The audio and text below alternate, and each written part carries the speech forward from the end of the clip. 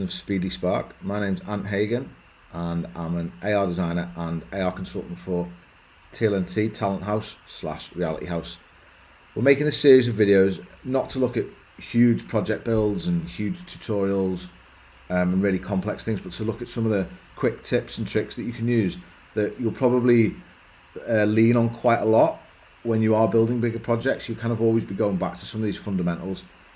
Today we're going to look at another some of the more other audio features. A few tutorials ago we looked at the basics of actually importing audio into Spark and how to change the tracks to mono and etc. etc. Today we're going to be looking at a really simple technique for putting some gesture into how to trigger audio in an effect.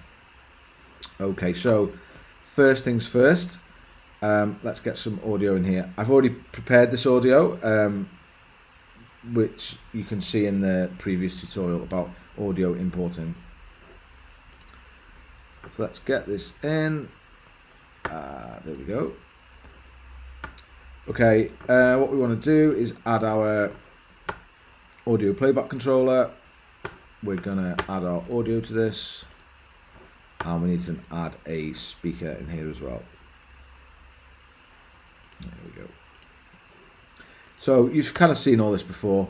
Add your audio playback controller. So what we're going to do is the rest of this part of the tutorial, we're going to work in the patch editor. So what we want the final result to be is the user taps the screen, plays the track. Really simple. So we'll start in the patch editor with a tap. So when you enter tap in, it kind of gives you a few options. You can screen tap and hold, object tap. We're going to go with simple screen tap. Add that in. Let's put a switch in. Add that there. We're going to need some pulse. Here we go. And then what we need to do is we need to bring our audio playback controller into the patch editor. Now we do that here by clicking on the little arrow there. That'll bring that into the scene, into the patch bay, and then we're going to connect these up. Here we go. Now we do a simulate touch, and as if by magic, there we go. We tap the screen and the audio plays.